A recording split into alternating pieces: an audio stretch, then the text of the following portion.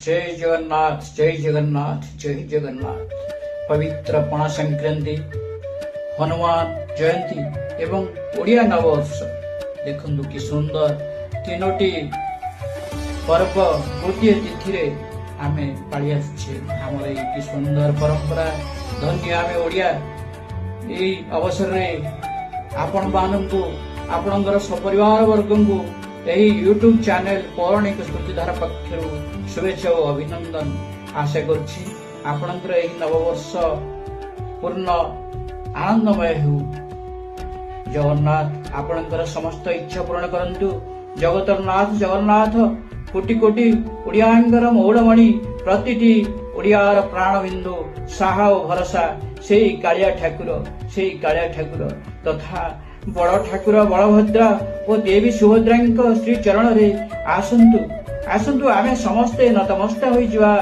दुई हाथ टेकी गोटिए कंठरे गोटिए स्वर रे कहिदबा जय जगन्नाथ जय जगन्नाथ जय जगन्नाथ। कि सुंदर सतरे आमर एही जगन्नाथ परंपरा गोटिए तिथि नहीं आसे तीनोटी आनंद और आशर पर्व।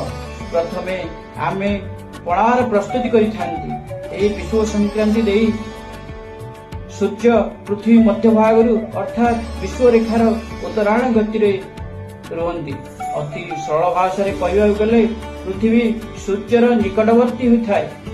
यही दिनटी को पवित्र विश्व संक्रांति कही। असह्य तापमात्रा वृद्धि हेतु समस्त मर्त्यलोक आसी जाए एक तुषार्त परिस्थिति। देवता ठारू आरंभ करी कीट पतंग नर बानर समस्त इच्छा होता है टिके पानी अबा पणा। कि धन्य धन्य आम ओडिया परंपरा। यही पणा पर्व आनिदिए एक सुंदर भाईचारार संपर्क, आनिदिए एक नूतन मुहूर्त ओडिया नववर्ष। महावीर राम भक्त हनुमान आज पवित्र जन्मोत्सव। तेणु एठी भगवान रामचंद्र प्रभु हनुमान तांकरी रामंकर भक्त हनुमान उद्देश्य रे तांकर जन्मोत्सव को अति आनंदर सहित आमे पालन करि आछे।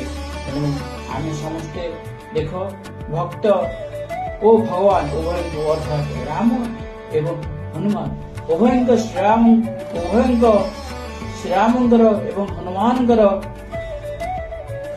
निकटरे आमे पणा को नैवेद्य करी बा समर्पण करी आम समस्तंकर मध्य अर्थात भाई भौणी परिवार एवं बंधु परिजन एवं बाटोई तुषार्थ समस्त को आज आमे पणार बंटन करवा अर्थात पणा अर्पण करवा।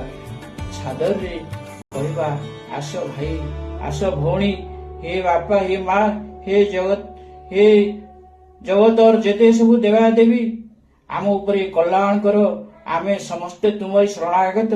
आमे आज आपण मानकु हे देवदेवी हे महापुरुषगण हे पितृलोक तुम समस्त को यही स्वादिष्ट पणा अर्पण करुछु। तारी विनिमय आमको सदा सर्वदा शुभ दृष्टि रखि था एवं आमको आशीर्वाद करो। आमर ये ओडिया वासी उत्कलवासी यही परंपरा एमती लगी रही था। धन्य धन्य आमे ओडिया, धन्य आम कालिया। जय जगन्नाथ जय जगन्नाथ।